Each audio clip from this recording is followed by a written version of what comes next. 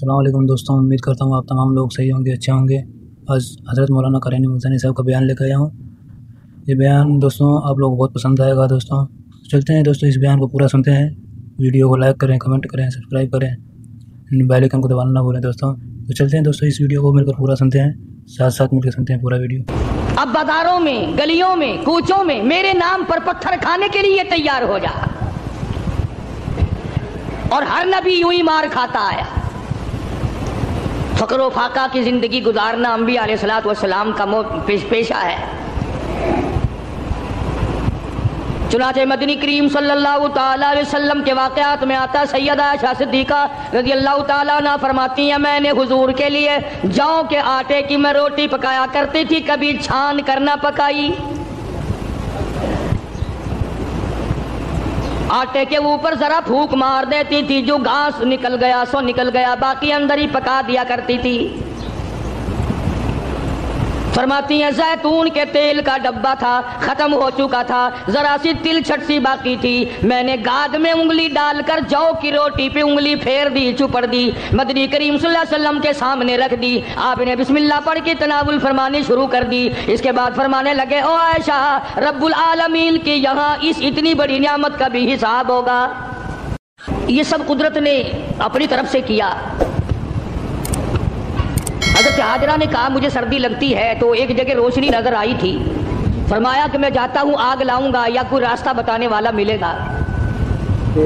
جب وہاں پہنچے تو آواز آئی، انی انا ربک اے موسیٰ، میں تیرا رب ہوں، یہاں آگ واگ نہیں، میں تیرا پروردگار ہوں۔ فخلانا علیک، جوتا اتار دو، انک بالوادی المقدس طویٰ، آپ پاک وادی میں موجود ہیں۔ خدا کی دین کی بات ہے، آگ لینے جائے پیغمبری مل جائے۔ تاج نبوت اڑا دیا پروردگار عالم نے، اور ایک ڈیوٹی ذمہ لگا دی۔ تاج نبوت کا یہ مقصد نہیں ہوتا کہ اب تخت شہنشاہی پہ بیٹھ جاؤ، کچھ وزراء وزیر مقرر کر لو، اب تم لوگوں سے اچھا کھایا پیا کرو، لوگوں سے اچھا پہنا کرو، تمہاری زندگی لوگوں سے ممتاز ہو، یہ بات نہیں۔ تاج نبوت اڑانے کا یہ مطلب اور یہ مقصد ہوتا ہے کہ اب میرے نام پر مار کھانے کے لیے تیار ہو جا، اب بازاروں میں، گلیوں میں، کوچوں میں میرے نام پر پتھر کھانے کے لیے تیار ہو جا، اور ہر نبی یوں ہی مار کھاتا آیا۔ فقر و فاقہ کی زندگی گزارنا انبیاء علیہ الصلوۃ والسلام کا پیشہ ہے۔ چنانچہ مدنی کریم صلی اللہ تعالی علیہ وسلم کے واقعات میں آتا، سیدہ عائشہ صدیقہ رضی اللہ تعالیٰ عنہ فرماتی ہیں، میں نے حضور کے لیے جوں کے آٹے کی میں روٹی پکایا کرتی تھی، کبھی چھان کر نہ پکائی۔ آٹے کے اوپر ذرا پھونک مار دیتی تھی، جو گھاس نکل گیا سو نکل گیا، باقی اندر ہی پکا دیا کرتی تھی۔ فرماتی ہیں زیتون کے تیل کا ڈبہ تھا، ختم ہو چکا تھا، ذرا سی تل چھٹ سی باقی تھی، میں نے گاد میں انگلی ڈال کر جو کی روٹی پہ انگلی پھیر دی، چپڑ دی، مدنی کریم صلی اللہ علیہ وسلم کے سامنے رکھ دی۔ آپ نے بسم اللہ پڑھ کے تناول فرمانی شروع کر دی۔ اس کے بعد فرمانے لگے، او عائشہ، رب العالمین کی یہاں اس اتنی بڑی نعمت کا بھی حساب ہوگا۔ تو بتانا یہ چاہتا تھا کہ تاج نبوت اڑانے کا یہ مقصد ہرگز نہیں ہوتا، اب تخت شہنشاہی تمہیں ملے گا، اب دولت کی تم مالک بن جاؤ گے، اب رقبے کے مالک بن جاؤ گے، اب لوگوں کے حکمران بن جاؤ گے، بلکہ نہیں، تاج نبوت صرف اس لیے اڑایا جاتا ہے، اب تو تمہارا پکا یہی کام ہوگا، زبان تیری ہوگی، نام میرا ہوگا، پتھر لوگوں کے ہوں گے، مار کھاتے جانا۔ سیدنا موسیٰ علیہ السلام آئے ہیں آگ لینے کے لیے، آواز آتی ہے، انی انا اللہ لا الہ الا انا فاعبدنی واقیم الصلاۃ لذکری۔ او موسیٰ، اے کلیم اللہ، میری عبادت کرنا، میری عبادت کا لوگوں کو حکم دینا، اسی پہ جمے رہنا۔ وَأَنَا اخْتَرْتُكَ فَاسْتَمِعْ لِمَا يُوحَىٰ، اب میں نے تیرا انتخاب کر لیا ہے، میں نے تجھے چھانٹ لیا ہے، میری طرف سے جو وحی آئے اس کو لوگوں تک پہنچانا تیری ذمہ داری ہے۔ सैयदना मूसा अलैहिस्सलाम ने अपना काम शुरू कर दिया, हाथ में लकड़ी लिए फिरते हैं, हाथ में आसा रखते हैं। रब्बुल आलमीन ने पूछ लिया वमा तिलका बियमीनिका या मूसा, ओ मेरे मूसा ये तेरे हाथ में क्या चीज है? अवादाई अतवक्कउ अलैहा व अहस्सु बिहा अला गनमी व लिया फीहा मआरिब उखरा। इलाही मैं तो इस लकड़ी से कभी पत्ते झाड़ता हूं अपनी बकरियों के लिए। हर नबी ने बकरी चराई, हर नबी ने बकरियां चराई। इसके बारे में भी हदीस पाक में आता है कि ऐसा क्यों हुआ, हर पैगंबर से अल्लाह ने बकरियां क्यों चरवाई? इसलिए कमजोर मखलूक है, शरारती बहुत ज्यादा है। अगर डंडा मार दो तो बकरी गई, बहुत सताती है बकरी, कभी इधर भाग गई कभी उधर भाग गई। अगर गुस्सा निकालो तो बकरी गई। तो देखा होगा बकरी चराने वालों को, एक तो लंबा डंडा रखता है पत्ते झाड़ने के लिए, और एक बारीक सी कमची रखता है, शीशी करके बकरियों को चलाता है। तो बकरियां चराने वाले को सब्र आ जाता है, गुस्सा नहीं रहता। इसलिए हर नबी से अल्लाह पाक ने बकरियां चरवाई। आज तो माशाअल्लाह मुसलमान गोश्त खाने में तो कहते हैं बकरी का गोश्त बड़ा अच्छा है, मगर पालने में नहीं। उलमाए हकीमों ने लिखा है कि बकरी के दूध में जितनी शिफा है इतनी किसी जानवर के दूध में शिफा नहीं। तो मूसा अलैहिस्सलाम को अल्लाह तबारक व तआला ने हुक्म दिया जाओ उस फिरौन के पास, मेरा नाम उसे जाकर बताओ जो खुदा बना बैठा है, जो मेरे मुकाबले में खुदा बन गया है, और मैंने उसको इतनी ढील दे रखी है। 400 साल गुजर गए, कभी सर में दर्द नहीं हुआ। 400 साल गुजर गए, इतनी लंबी उम्रें थी।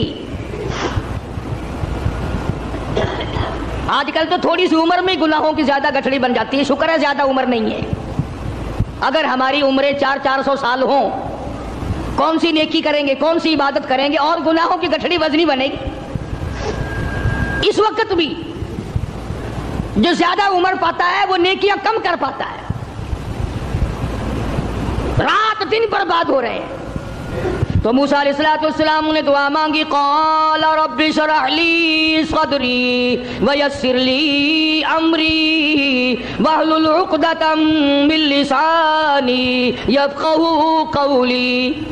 और मेरे परवरदिगार मैं तेरा नाम लेकर उसके पास जाऊंगा, फिरऔन को तबलीग करने जाऊंगा। मेरी जुबान में तासीर पैदा कर दे, मेरी जुबान में असर पैदा कर दे। खुदा की कसम नबी अपने आप को कितना मजबूर समझता है, जुबान की तासीर भी अल्लाह से मांग रहा है। और फरमाया वहलुल उक़दतम मिन लिसानी, मेरी जुबान की गिरा को खोल दे, मेरी जुबान को आसान कर दे। यफ़क़हू क़ौली, उसे भी हिदायत की तौफीक दे ताकि वो मेरी बात को समझ सके।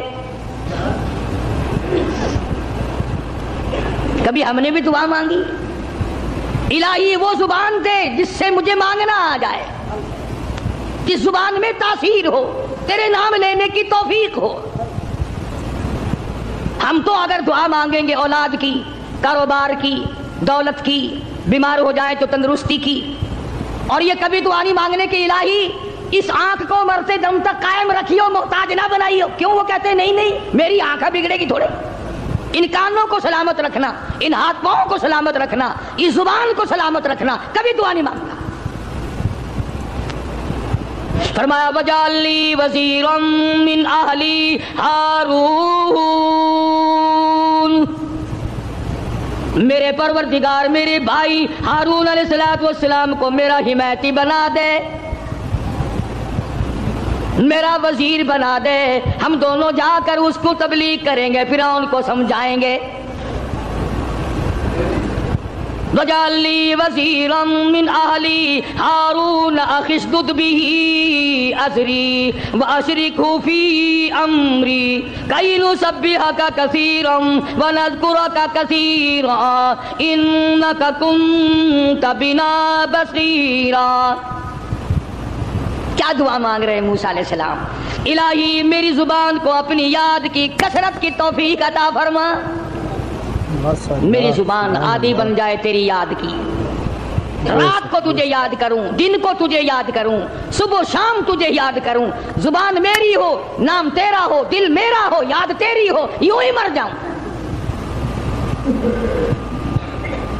تو سیدنا موسیٰ علیہ السلام جب فرعون کے مقابلے میں گئے تو حکم ملا، دیکھو قربان جاؤں مالک کے کائنات کی بے نیازی پہ تبلیغ کا طریقہ بھی بتلایا۔ خطبہ حضرات کو قرآن کریم سے سیکھنا چاہیے تبلیغ کرنے کا معیار۔ ہم لوگ سیکھتے نہیں ہیں، اس قسم کے الفاظ بولنے شروع کر دیتے ہیں کہ لوگ قریب آنے کے بجائے پرے کو بھاگتے ہیں۔ تم نے کئی خطیبوں اور کئی مقررین کو دیکھا ہوگا، او بے ایمانہ او بے ایمانہ، یہ کوئی تقریر ہے؟ کسی کو مشرک مشرک کہہ کر کے پکارنا بالکل غلط ہے، قرآن کی اصطلاح کے خلاف ہے۔ اوادائی فقولا لہو قولا لینا لعلہ یتذکر او یخشی، او میرے موسیٰ بڑی نرمی سے بات کرنا، بڑے اخلاق سے بات کرنا، اکڑ سے بات نہیں کرنا۔ اگرچہ حق تمہارے ساتھ ہے، میرا نام تمہارے پاس ہے، میری توحید تمہارے پاس ہے، میرا ذکر تمہارے پاس ہے، لیکن خبردار موسیٰ اکڑ سے بات نہیں کرنی۔ اور کہنے والوں کا کیا قصور ہے؟ اب تو تم سننے والوں کا بھی دماغ خراب ہو گیا، جب تک کوئی تقریر کرنے والا کسی مخالف کو دو چار گالیاں نہ دے تمہیں مزہ ہی نہیں آتا۔ یوں کہتے ہیں مسئلہ کھلا ہی نہیں۔ خداوند عالم تبلیغ کرا رہے ہیں فرعون کو جو خدا بنا بیٹھا ہے، جس نے ہزاروں نہیں لاکھوں بنی اسرائیل کے بچوں کو قتل کیا ہے، اور زبان ہے کلیم اللہ کی اور احکام ہے خدا کے، پھر بھی خدا تبلیغ کا طریقہ بتلا رہا ہے۔ قولا لینا لعلہ یتذکر او یخشی، میرے موسیٰ بڑی حلیمی سے بات کرنا، بڑے اخلاق سے بات کرنا، بڑے طریقے سے بات کرنا، شاید وہ راہ راست پہ آ جائے۔ قربان جاؤں تیری حلیمی کے میرے پروردگار، جو خدا بنا بیٹھا ہو تو اس کو بھی چاہتا ہے کہ میرے دروازے پہ آ جائے تو میں اسے معاف کر دوں۔ موسیٰ علیہ السلام تشریف لے گئے، فرعون کو جا کے سمجھایا، تبلیغ کی، اللہ پاک کی توحید کا مسئلہ سمجھا دیا۔ وہ ایک ہے، وہ حی قیوم ہے، 1 کروڑ روپے ادا کرنے کے بعد ایک سانس کوئی مول خرید نہیں سکتا، ساری حکومت دینے کے بعد اگر کوئی اپیل کرے الہی او اسرائیل یہ میرا تخت شہنشاہی لے لے، مجھے ایک سانس فالتو دے دے، زیادہ لینے دے، قطعاً ایسا نہیں ہوگا۔ کروڑوں روپے کے بدلے میں ایک سانس نہیں ملتا، پوری تخت و تاج حکومت کے بدلے میں ایک سانس نہیں ملتا۔ جس رب نے یہ نظام بنایا ہوا ہے وہی پروردگار کہتا ہے چلو فرعون کو جا کر ہدایت کرو، بے شک وہ گناہگار ہے، اگر آج بھی میرے دروازے پہ جھک جائے تو میں معاف کر دوں گا۔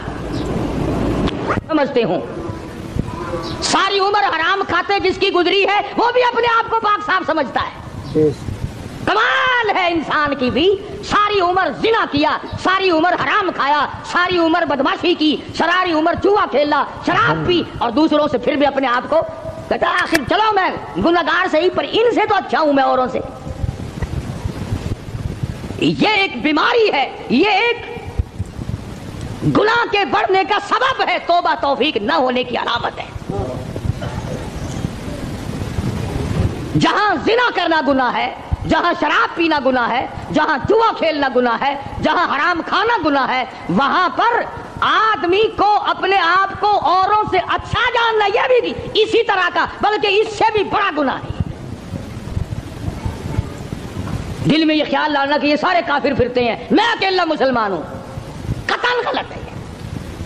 تو موسیٰ علیہ السلام نے فرعون کو جا کر کے تبلیغ کی، فرمایا تو خدا نہیں ہو سکتا، تو رب نہیں ہو سکتا، رب العالمین وہ ذات ہے جس کے قبضے میں زمین و آسمان ہے، جو موت و حیات کا مالک ہے، جو لوگوں کی بیماری اور تندرستیوں کا مالک ہے، جو لوگوں کی خوراک اور ایک ایک دانے اور ایک ایک گھونٹ پانی پہ قادر ہے، رب وہ ہے، تو نہیں ہے۔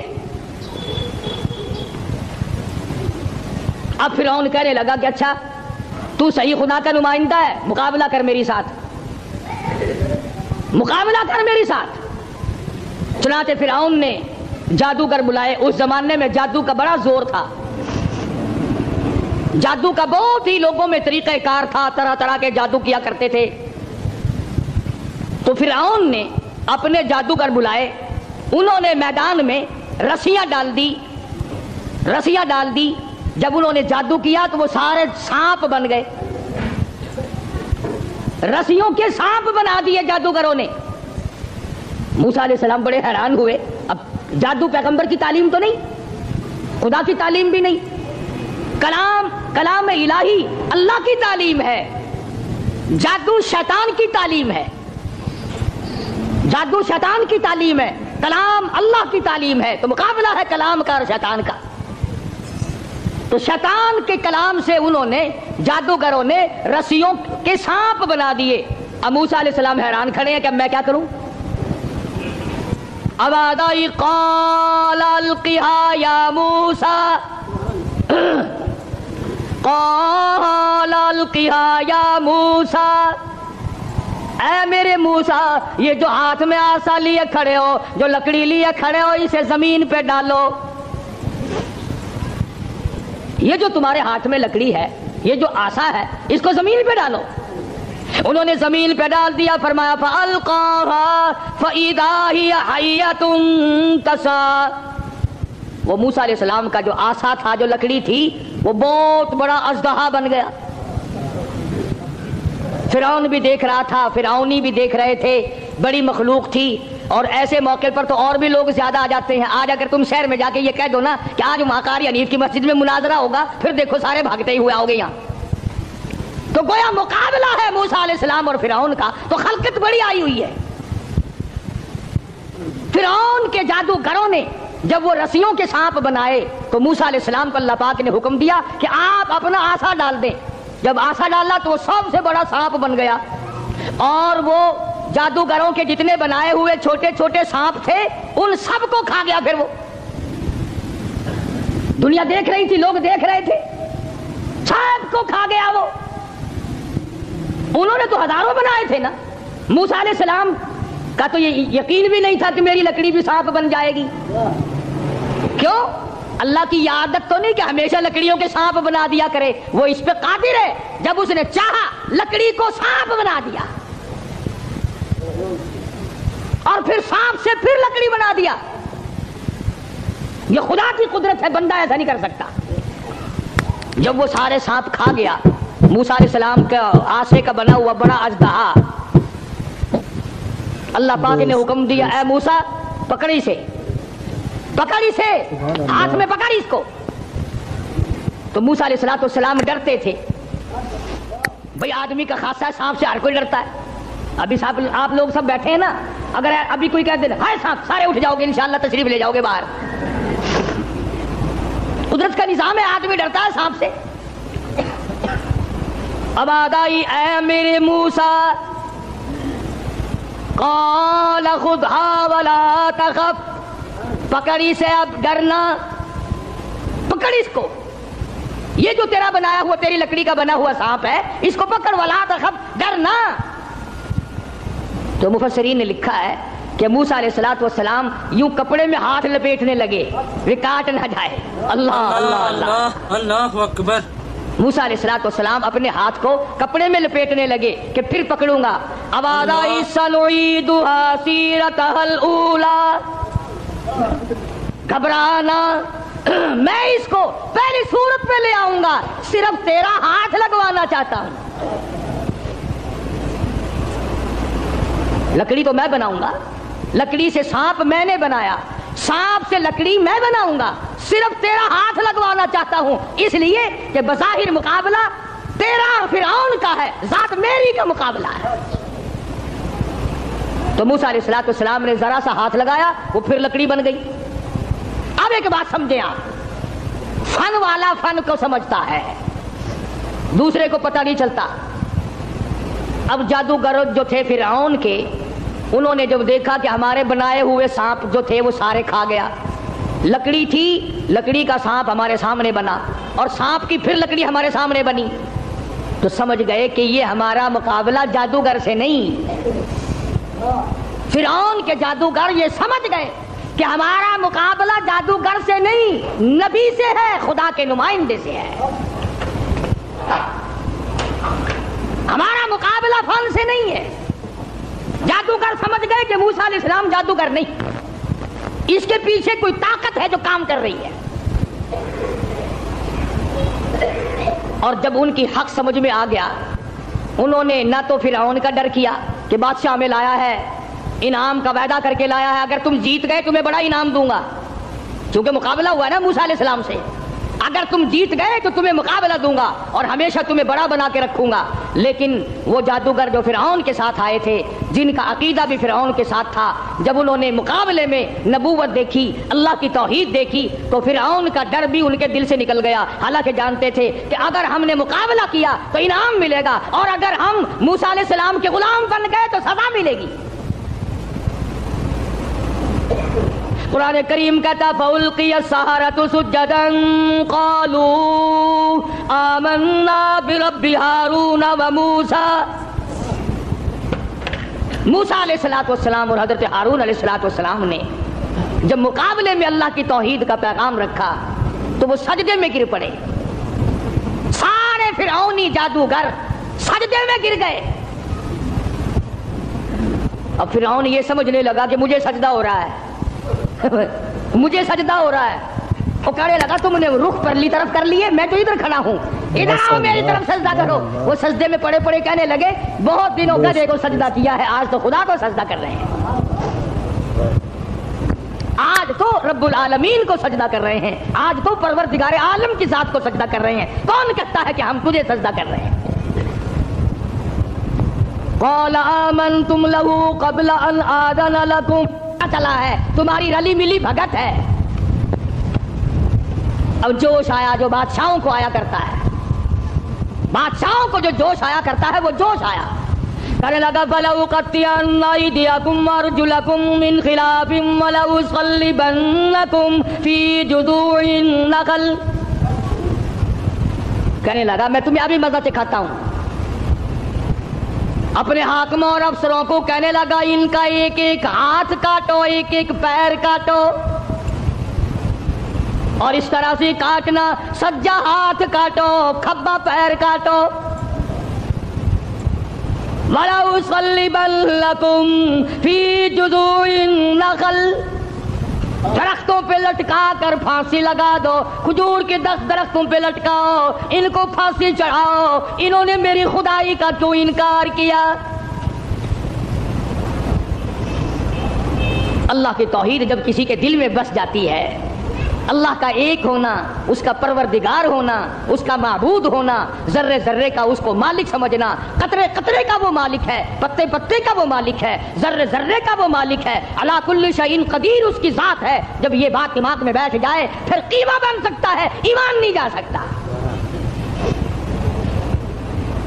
فرعون نے دھمکی دی, کہنے لگا ابھی تمہیں مدد سے کھاتا ہوں, ہاتھ کاٹو ان کے, پیر کاٹو ان کے, ان کو پھانسی لگاؤ, چڑھاؤ ان کو پھانسی پہ.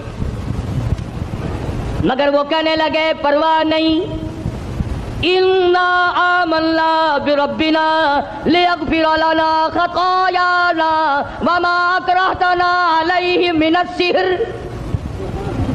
کہنے لگے او پاگل, او گدھے کہیں کے, جو ہم سے یہ مقابلہ کرنے والی خطا ہو گئی نا, ہم نے حق کا مقابلہ کیا, ہم نے نبی کا مقابلہ کیا, ہم نے کلام الہی کا مقابلہ کیا, یہی گناہ معاف ہو جائے تو بڑی بات ہے. تو ہاتھ پیر نہیں ہماری جان کا قیمہ بنا سکتا ہے, ہم اپنے ایمان سے نہیں پھریں گے. ہماری طرف سے تجھے اجازت ہے, جو چاہے سو کر. قالوا لن نؤثرك على ما جاءنا من البينات والذي فطرنا فاقض ما انت قاض انما تقضي هذه الحياة الدنيا. کہنے لگے ہم نے دنیا کی زندگی کو دیکھ لیا, یہ فانی ہے, یہ آسمان فانی, یہ زمین فانی, یہ کائنات فانی, یہ تمام کا تمام نظام فانی, ہم بھی فانی, تو بھی فانی. اس لیے ہم سے جو مقابلے والی غلطی ہوئی, جو خطا ہو گئی, رب اسے معاف کر دے, آگے ہم خطا کرنے والے ہرگز نہیں ہیں. اللہ پاک نے قرآن کریم میں ان واقعات کو اسی لیے دہرایا ہے کہ اگر کوئی سختی کرنے والا افسر, سختی کرنے والا وڈیرا, ذمہ دار اگر کوئی شرک کرائے, لعنت پہ مجبور کرے, سر کٹا دو, خدا کی ذات میں شریک نہ کرو. سارا قرآن یہی دعوت دے رہا ہے. اور سبحان اللہ مدنی کریم صلی اللہ علیہ وسلم اپنی سواری پہ سوار ہیں. حضرت معاذ بن جبل رضی اللہ تعالیٰ عنہ حضور کے پیچھے سوار ہے. سبحان اللہ وہ کتنا خوش نصیب جوان ہوگا جو پیغمبر کی سواری پہ سوار ہوا. آج صحابہ کرام کی بھی کوئی قدر نہیں, جانتے ہی نہیں صحابہ کرام کے مقام کو کتنا بڑا صحابہ کا مقام ہے. میں تمہیں اشارہ کرتا جاؤں اور بتا دوں کہ نبی کے صحابہ کا کتنا بڑا درجہ ہے. زمین کے ساری زمین کے جتنے ذرے ہیں اتنے ولی ہوں, ساری کائنات اور زمین پہ جتنے پہاڑ ہیں ان پہاڑوں کے جتنے سنگریزے ہیں اتنے ولی ہوں. سمجھو میری بات, ساری دنیا کی زمین کے جتنے ذرے ہیں اتنے ولی ہوں, پہاڑوں کی جتنی کنکریاں ہوں اتنے ولی ہوں, سمندر کے جتنے قطرے ہوں اتنے ولی ہوں, درختوں کے جتنے پتے ہوں اتنے ولی ہوں. ان تمام کو اکٹھا کرو, ان تمام کو جمع کرو, ساری زمین کے ذرات جتنے ولی بناؤ, پہاڑوں کے سنگریزوں جتنے ولی بناؤ, درویش قلندر بناؤ, سمندر اور دریاؤں اور نہروں کا جتنا پانی ہے اس کے قطرے بناؤ, پھر قطروں کے ولی بناؤ, درختوں کے جتنے پتے ہیں اتنے ولی بناؤ, اور ان سارے ولیوں کو اکٹھا کرو, جمع کرو. خدا کی قسم ابو بکر صدیق کے پیر سے اڑی ہوئی خاک کے مقابلے میں نہیں آ سکتے. تمہیں کیا پتا ہے صحابہ کون ہے؟ تم نے تو جہاں کالا جھنڈا لگا ہوا دیکھا ہے, سبحان اللہ, وہ اللہ والے دی کسی دی جا بڑی پئی ہے, بھاوے اندر کھوتا دبا پیا ہوئے. اگر کسی اللہ والے کی بھی قبر ہے پھر قبر ہی ہے نا. چلو درویش کی قبر ہے, قلندر کی قبر ہے, ولی کی قبر ہے, غوث کی قبر ہے, ابدال کی قبر ہے, اللہ والے کی قبر ہے تو قبر نا. مجھے شرم نہیں آتی